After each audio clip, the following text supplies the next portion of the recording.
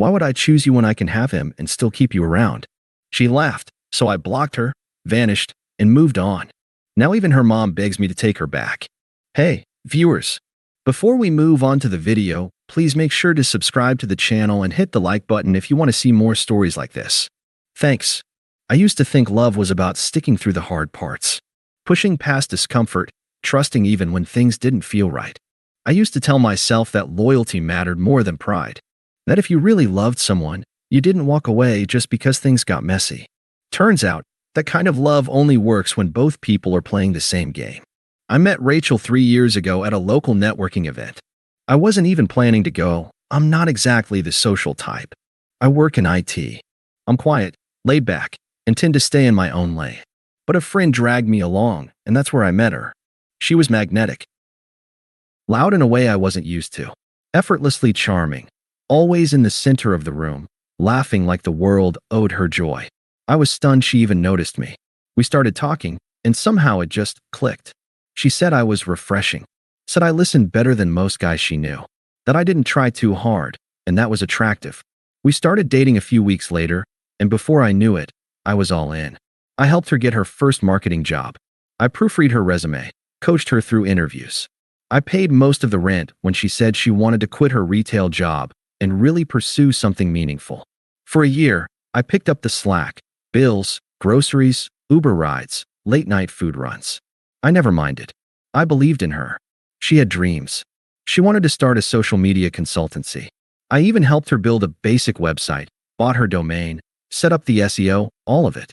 I genuinely thought we were building a life together. But over time, I started noticing a pattern. She was always tired when we were alone, always distracted. Phone face down on the table, constant giggles at text she wouldn't explain.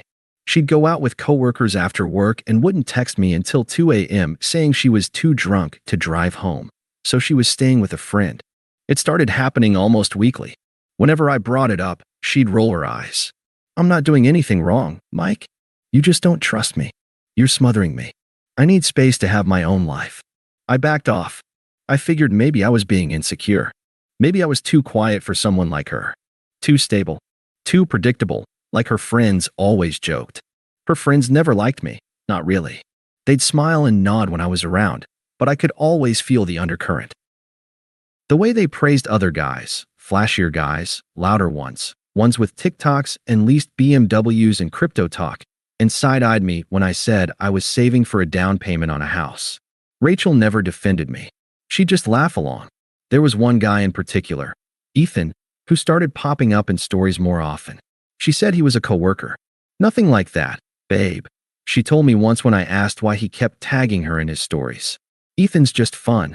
Don't get all weird. Still, the late nights got more frequent. Her attention toward me dropped off a cliff. Our physical intimacy dried up completely. Her tone shifted from playful to irritated. Everything I said seemed to annoy her. And I still stayed. Because I loved her. Or at least, I loved who I thought she was. Looking back, I realize how much of myself I erased just to keep things calm. I let her friends disrespect me. I let her dismiss my concerns. I let the gut feeling in my stomach get buried under months of blind devotion. The moment everything cracked wide open was at a house party she invited me to. She said, "Ethan's throwing something casual, just a chill night. Come if you want." That was her way of pretending she didn't care if I showed up. So I went, because some part of me needed to see what was happening for myself. It was loud, drunk, packed with people I didn't know, mostly 20-something marketing types, gym guys in chain necklaces, girls taking selfies in the bathroom mirror. I was awkwardly sipping a drink in the corner when I heard her voice, laughing, loud, in the kitchen. I couldn't help it. I moved closer. She didn't see me standing near the doorway. I was blocked by the angle of the fridge. She was talking to 2 girls I'd seen around before, one of them her friend Lexi, who really didn't like me. Rachel was leaning on the counter, red Solo cup in hand, hair falling over one eye as she said, and I swear to God I will never forget the words, "Mike? Please. Why would I choose him when I can have Ethan and still keep Mike around for security?" Her friends burst out laughing. One of them said, "Girl, you're evil." And Rachel just grinned. I mean, he's basically my emotional support dog at this point. Loyal and low maintenance. I didn't move. I didn't say anything. I just stared at the floor for a few seconds, long enough for the nausea to hit me like a wave. Then I walked out. Quietly. No scene. No confrontation. I left her at that party, laughing, smug, surrounded by people who thought loyalty was something to mock. She came home drunk at 3 a.m., banging on the door. I let her in. She didn't even notice anything was off. Just mumbled something about crazy night, grabbed a bottle of water, and fell asleep with her makeup still on. The next morning, I asked her if she remembered anything she said. She blinked at me, confused. What are you even talking about? I told her what I heard. Word for word. She didn't deny it. She just shrugged. Okay, maybe I said some stuff. I was drunk. Jesus, Mike. You're seriously gonna act like this is some big deal. That's when I realized the person I loved didn't exist anymore. Or maybe she never did. I didn't yell. I didn't cry. I didn't argue. I just nodded, stood up, and said, "All right. I hear you." I think she expected me to beg, or argue, or at least storm out. But I just went silent. Not for minutes, for days. And when I finally acted, it wasn't loud. It was permanent. After that conversation, I didn't say much for the next 2 days. She kept acting like nothing happened. Went out for brunch with her friends. Posted Instagram stories of mimosas and sunglasses and someone's dog in a purse. When she was home, she was on her phone, texting nonstop, barely acknowledging me. I was a shadow in my own apartment. And the more I sat with it, the clearer it became. She really didn't care. I don't know what I was expecting. Maybe some kind of remorse. An apology. At the very least, some discomfort. But she was calm, comfortable, like she'd finally put me in my place, and now I could just stay there.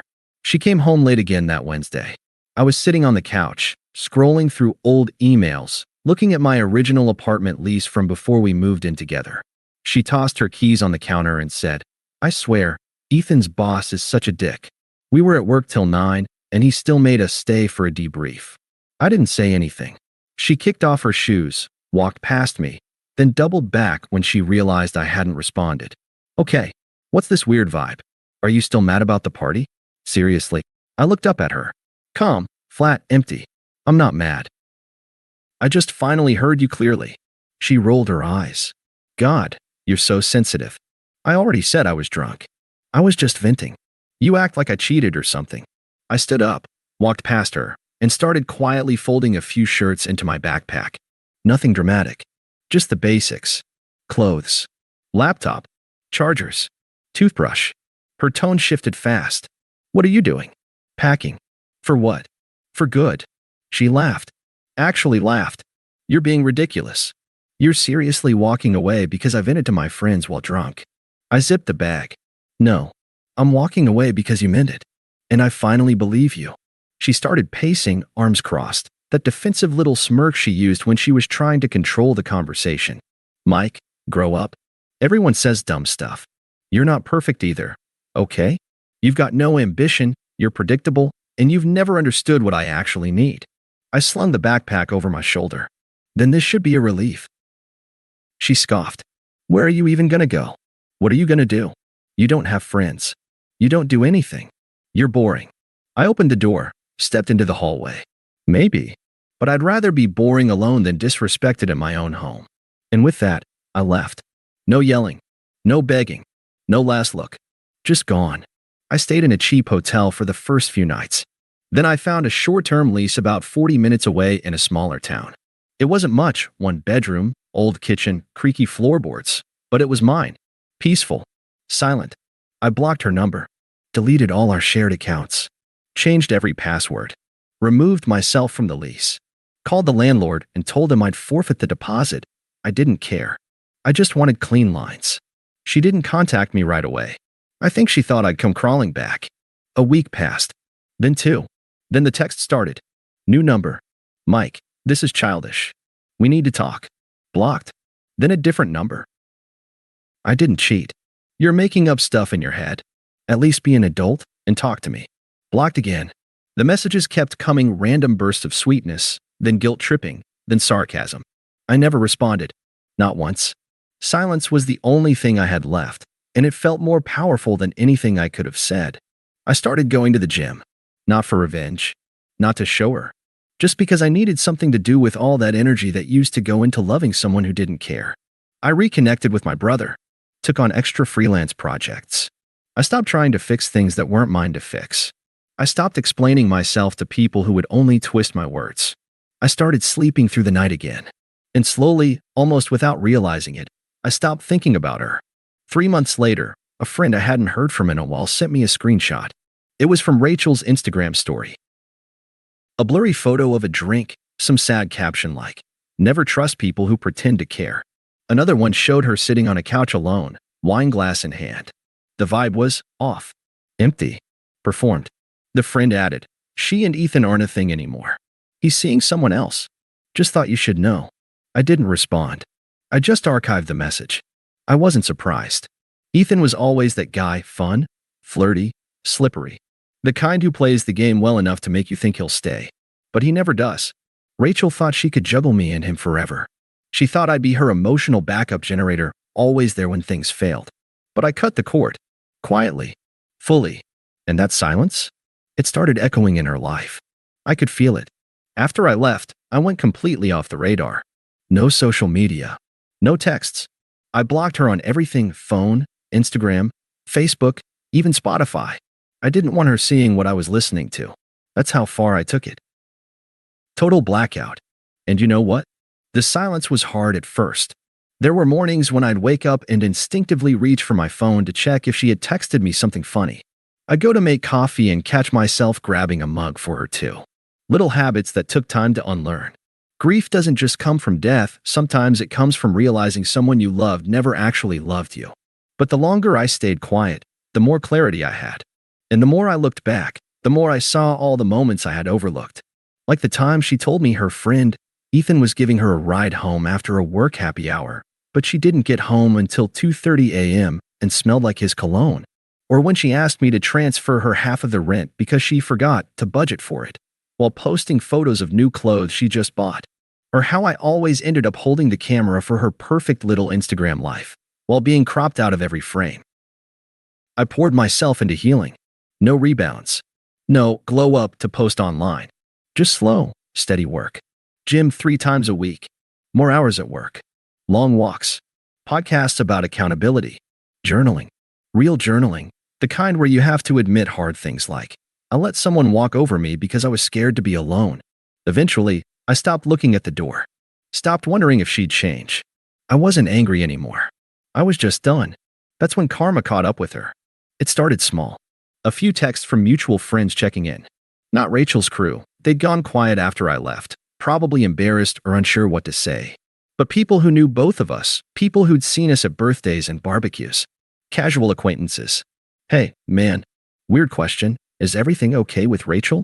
She's been posting some kinda messy stuff lately." Then came the messages I didn't expect. "So, I don't know if you heard, but Ethan dumped her." Apparently, he was seeing 2 other girls the whole time. Her job situation's not great either. She got written up for something at work. They might be phasing her out. I didn't ask for details. I didn't need them. The picture painted itself. One day, I checked my email and saw an unfamiliar address. No name. Just a subject line. "Please read this." I clicked it. It was from her. The email was long, rambling, disjointed, half apology, half guilt trip. She wrote about how she got caught up in stupid stuff, and how I always made her feel safe, and how she didn't realize what she had until it was gone. She wrote, "I miss how calm you were, how you never yelled, never played games. I don't know why I pushed that away. I'm not proud of what I did."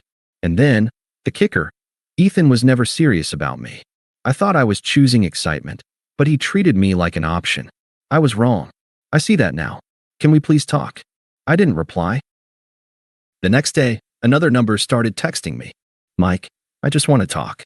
Just for closure. You don't even have to say anything. I just need to hear your voice." Blocked. 2 weeks later, another message. This time angrier. "So that's it? You just erase people from your life like they never existed? I made a mistake, and now you act like I'm dead to you." Still no response. Then came the voicemails.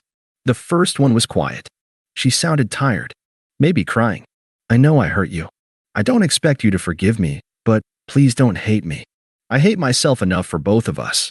The next one, 2 days later, was bitter. You're being so cold. I thought you were supposed to be the good guy. Guess not. I didn't listen to the rest. Just deleted it. The final one was full on rage. You're a coward. You're pathetic. You think ignoring me makes you better than me? You were boring and I settled for you, and now you're acting like you're above me? F asterisk asterisk KU, Mike. That one told me everything I needed to know. There was never remorse. Just regret that I wasn't still available to absorb her chaos. Then something happened I really didn't expect. Her mother called me.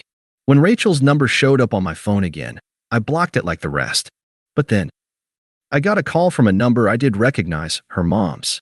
I stared at the screen for a second. I hadn't spoken to her since the time Rachel asked me to help her set up a surprise birthday dinner. Back when her mom used to call me the only real man she ever brought around. I let it go to voicemail. Hi, Mike. I know this is probably awkward, but Rachel's not doing well. I'm not trying to guilt you. She's hurting. And I think she regrets how things went. She talks about you all the time. Could you maybe talk to her? Even just once? I didn't call back. A few days later, her friend Lexi texted me. Lexi, the same girl who laughed when Rachel called me an emotional support dog. The same girl who once said I had accountant energy. Hey Mike, I know we didn't really talk much back then, but Ratch is in a rough place. I think she finally gets it. You were good to her. We all see it now. Just thought you should know. I wanted to reply. Now you see it? But I didn't. I blocked her instead. That opened the floodgates. One of Rachel's old coworkers DM'd me on Instagram. You don't know me, but I worked with Rachel. She talks about you like you're the one who got away. Not trying to overstep, but she's been different lately. Quieter. More grounded. Maybe she's finally grown up. And then Rachel tried again. Another new number. Another long message. You don't even have to forgive me. I just want to sit down and tell you what really happened. What I was going through. Please, Mike. I need you to hear it from me. She started showing up on my suggested accounts again. I blocked her, but she kept making new profiles. Always some slight variation of her name. Rachel__X. Rachel.new. Rachel__. Each one posting vague quotes like, sometimes we don't realize what matters until we've destroyed it. The right person, wrong timing. The worst heartbreak of all. She was performing grief like it was art. Then one day, she showed up. At my apartment. I heard the buzzer go off and checked the camera feed. It was her standing there in a hoodie, no makeup, hair tied back. She looked small. Tired. I didn't answer. She buzzed again. And again. I watched the screen and didn't move. Eventually, she gave up. I heard the building door close. Later that night, I saw a piece of paper slid under my door. It was a letter. Handwritten. Messy. The ink smudged in some spots. You always saw the good in me, even when I didn't. I took that for granted. I was selfish, scared, and stupid. I thought Ethan would make me feel alive. He made me feel disposable. I know I don't deserve a second chance, but I'd give anything to be in the same room with you again, even just as a friend. I folded it neatly, put it in a drawer, and never touched it again. Her final message came 3 days later. A voicemail. Her voice was raw. No filters. No act. I can't believe you're doing this. I was there for you when you were broke and weird and quiet. I made you cool. I introduced you to people. And now you act like you never knew me? You think you're better than me now? You were never better, Mike. You were just safe. Click. That was the last time I heard her voice. 1 year later, I ran into her. It was at a friend's engagement party. One of those weird mutuals who somehow stayed in both our lives. I wasn't going to go, but my girlfriend convinced me. Yeah, girlfriend. Real, stable, honest. A nurse. No games. No ego. Just kindness. We walked into the venue, and it was like something out of a movie. Rachel was by the drinks table, sipping something red and sugary, looking around like she was searching for someone to notice her. She did a double take when she saw me. Her mouth fell open for just a second, and then she plastered on that fake little smile I used to fall for. Mike, wow. You look different. I nodded politely. My girlfriend slid her hand into mine. Hey, I said, cool, calm. Didn't expect to see you here. She glanced at my girlfriend, then back at me. So, how have you been? Good. Really good. There was a pause. She was scanning me like she didn't understand what she was looking at. You look happy, she said quietly. I am. She forced a laugh, trying to lighten the air. Remember when we used to talk about getting married one day? Crazy, right? I smiled. Not at the memory, at how far I'd come from that version of myself. Yeah, I remember. I also remember you saying you didn't need to choose between me and someone else. That you could have him and keep me around. For security. Her smile faltered. Mike, I was drunk. I was stupid. You know I didn't mean you did. And that's okay. You made your choice. I'm just not the man you thought I was. Not anymore. She looked like she wanted to cry. Or scream. Or both. Can we maybe talk? Just the two of us. Catch up. Start over. I shook my head gently. There's nothing to start. That version of me, the one who waited around for scraps, the one who let your friends mock him, the one who kept giving even when you stopped caring, he doesn't exist anymore. She swallowed. Looked away. You're really not ever going to forgive me, are you? I shrugged. It's not about forgiveness. It's about peace. And I have it now. You don't. I turned and walked away. My girlfriend met me near the dance floor, wrapping her arms around my shoulder.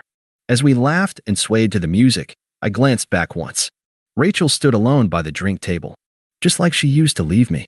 Only now, no one was coming to pick her up. Thanks for watching. Make sure to subscribe to the channel and hit the like button.